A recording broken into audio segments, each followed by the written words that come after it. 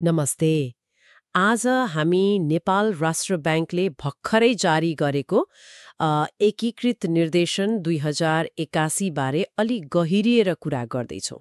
नमस्ते। हो, यो निर्देशनले ब्याङ्क तथा वित्तीय संस्थाहरू कसरी चल्नुपर्छ भनेर नियमहरूको एउटा विस्तृत खाका दिएको छ। निकै महत्त्वपूर्ण छ यो। हो नि, हाम्रो छलफल पनि यसैका मुख्य बुदाहरू अनि यसले आधार लिएका त्यो क्यापिटल एडिक्वेसी फ्रेमवर्कहरू छन् नि 2015 र 2007 का हो त्यसमै केन्द्रित हुनेछ।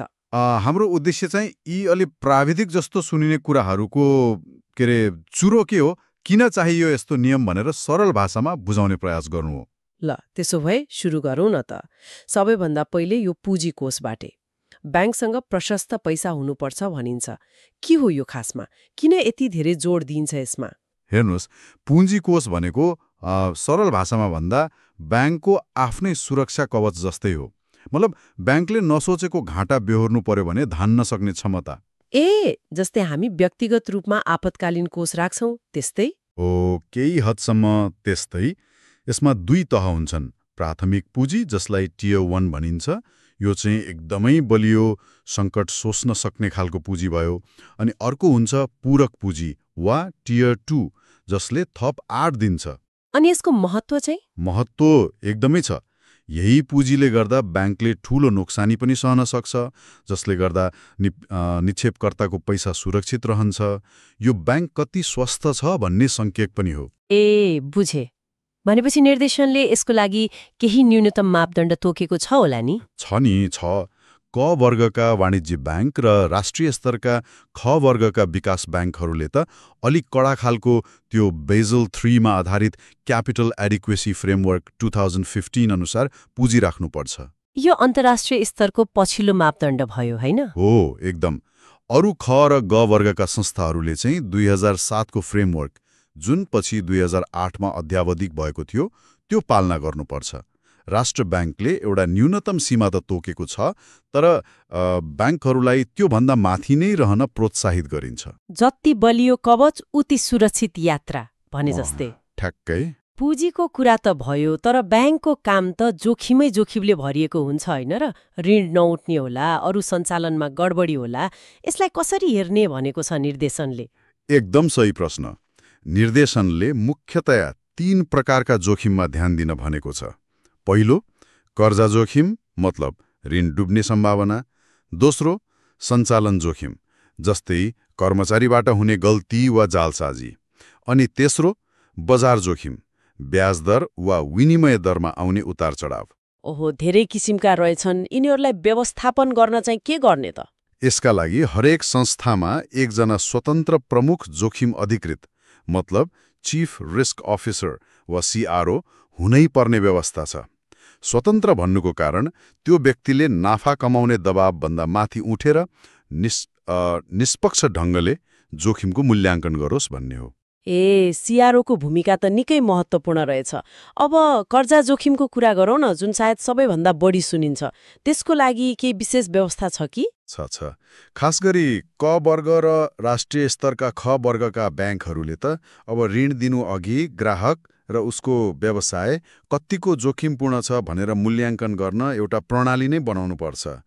क्रेडिट रिस्क रेटिङ सिस्टम भन्छन् यसलाई। भनेपछि हचुवाको भरमा ऋण दिने दिन गए? धेरै हदसम्म तथ्य र विश्लेषणमा आधारित हुनु पर्यो।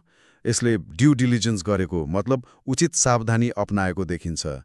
अनि अर्को महत्त्वपूर्ण कुरा, निष्क्रिय कर्जा NPL को वर्गीकरण र त्यसको लागि गर्नुपर्ने नोक्सानी व्यवस्था, त्यो पनि कडा पारिएको छ। त्यो त सुनिन्छ बेला बेला। हो, अनि एउटा निगरानी सूची वा वाच लिस्ट को अवधारणा पनि ल्याइएको छ।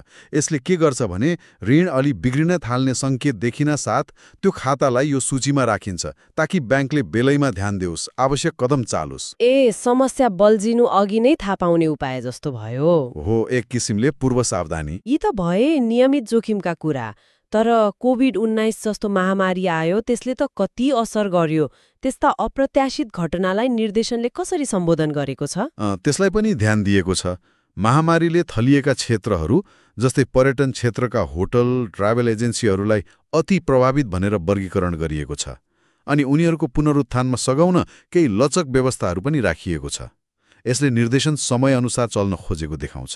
त्यो त राम्रो भयो। अब अलिकति यो लेखाङ्कन र नियमनको पाटो हेरौँ न। ब्याङ्कहरूले आफ्नो नाफा नोक्सान कसरी देखाउने भन्नेमा केही नयाँ छ? महत्त्वपूर्ण कुरा छ। अब सबै ब्याङ्क तथा वित्तीय संस्थाहरूले आफ्नो वित्तीय विवरण नेपाल वित्तीय प्रतिवेदन मान अर्थात् NFFRS अनुसार बनाउनु पर्छ। NFRS यो भनेको अन्तर्राष्ट्रिय स्तरमा चलेको लेखा राख्ने तरिका हो। यसले गर्दा सबै ब्याङ्कको हिसाब किताब प्रस्तुत गर्ने तरिका एउटै हुन्छ। तुलना गर्न सजिलो हुन्छ। लगानीकर्ता, नियामक सबैलाई ब्याङ्कको वास्तविक अवस्था बुझ्न मद्दत पुग्छ। पारदर्शिता बढ्ने भयो यसले। एकदम।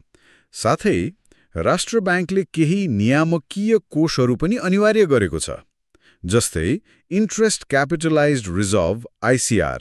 यसले ब्याङ्कले कमाएको नाफाबाट सिधै लाभांश बाँड्नु अघि केही रकम यस्ता कोषमा राख्नुपर्ने हुन्छ। यसले ब्याङ्कलाई अझ बलियो बनाउँछ। लाभांश वितरणमा पनि केही कडाई भयो। हो, वितरण योग्य मुनाफा गणना गर्ने तरिका र त्यसबाट कति लाभांश दिन पाइन्छ भन्नेमा पनि स्पष्ट प्रावधानहरू छन्। पारदर्शिताकै कुरा गर्दा ब्याङ्कहरूले के कुराहरू खुलाउनु पर्छ? रिपोर्टिङको व्यवस्था कस्तो छ? यो पाटो निकै कडा बनाइएको छ। ब्याङ्कहरूले नियमित रूपमा विभिन्न विवरणहरू जस्तै तरलताको स्थिति, पुँजीकोष कति छ, सम्पत्ति शुद्धिकरण निवारणका प्रयासहरू के भए, यस्ता थुप्रै कुराहरू तोकिएको समयमा राष्ट्र ब्याङ्कमा बुझाउनै पर्छ। त्यो त राष्ट्र ब्याङ्कलाई भयो। सर्वसाधारणले थाहा पाउने चाहिँ? त्यसको लागि पनि व्यवस्था छ।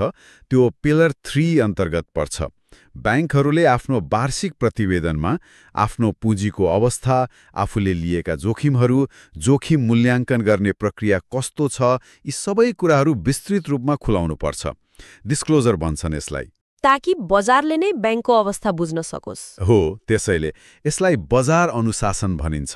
जब सबै कुरा पारदर्शी हुन्छ, बजार आफैले जिम्मेवार ढङ्गले काम नगर्ने ब्याङ्कलाई एक किसिमले सजाय दिन्छ। सञ्चालकहरूले आफ्नो सम्पत्ति विवरण बुझाउनु पर्ने नियम पनि यसैको एउटा पाटो हो। भनेपछि लुकाउने ठाउँ झन्झन कम हुँदै गयो। राम्रो कुरा हो। अन्त्यतिर यो गैरकानुनी पैसाको कारोबार रोक्ने, सम्पत्ति शुद्धिकरण निवारण अनि सुशासनका अरू पक्षबारे केही छ कि? छ।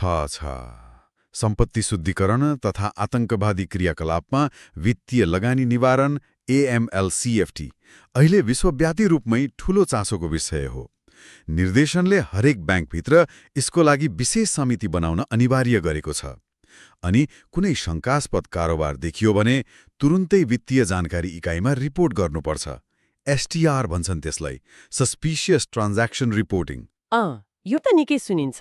हो, त्यस्तै ब्याङ्कका सञ्चालक, ठूला शेयरधनी वा व्यवस्थापकहरूसँग सम्बन्धित पक्षहरू बीच हुने कारोबार मतलब रिलेटेड पार्टी ट्रान्ज्याक्सन्स, त्यो पनि पारदर्शी हुनु पर्यो र त्यसको जानकारी खुलाउनु पर्यो, भित्री मिलिम्तोको जोखिम कम गर्न। अरू केही? अर्को भनेको फ्याट्काको पालना। यो अमेरिकी नागरिकहरूको विदेशमा रहेको खाता सम्बन्धी अमेरिकी कानून हो। त्यसको अनुपालना पनि नेपालका ब्याङ्कहरूले गर्नुपर्ने हुन्छ। सुन्दा त यी निर्देशनहरूले नेपालको ब्याङ्किङ प्रणालीलाई निकै कस्ने, अझ सुरक्षित बनाउने अनि अन्तर्राष्ट्रिय मापदण्डको नजिक लैजाने प्रयास गरेको देखिन्छ। हो, सारमा त्यही हो। बलियो पुँजी आधार चाहियो, जोखिमलाई निरन्तर हेर्नु पर्यो र व्यवस्थापन गर्नु पर्यो, हिसाब किताब र काम कारबाही पारदर्शी हुनु पर्यो अनि नियम कानूनको कडा पालना गर्नु पर्यो। यिनै हुन् यो निर्देशनका मुख्य आधारहरू। यसले कोभिड जस्ता तत्कालका समस्यालाई पनि हेरेको छ, तर दीर्घकालीन लक्ष्य भनेको एउटा बलियो र स्थिर ब्याङ्किङ प्रणाली नै हो। एकदमै। यो विस्तृत कुराकानीको लागि धेरै धन्यवाद। अब एउटा प्रश्न चाहिँ मनमा खेलिरहेको छ। यति धेरै नियम, यति धेरै कडाइले एकातिर प्रणाली सुरक्षित होला, स्थायित्व आउला, तर अर्कोतिर के यसले ब्याङ्कहरूलाई अलि बढी कन्जर्भेटिभ बनाउँछ कि? मतलब नयाँ किसिमको व्यवसायमा लगानी गर्न, अलि जोखिम लिएर ऋण दिन वा नाफा कमाउन के अप्ठ्यारो पो पार्ने हो कि? यो एकदमै जायज प्रश्न हो। त्यो स्थायित्व र आर्थिक वृद्धिलाई चाहिने कर्जा प्रवाह बीचको सन्तुलन कसरी कायम गर्ने होला? यो विषयमा पक्कै पनि अझै धेरै छलफल र विचार गर्न सकिन्छ।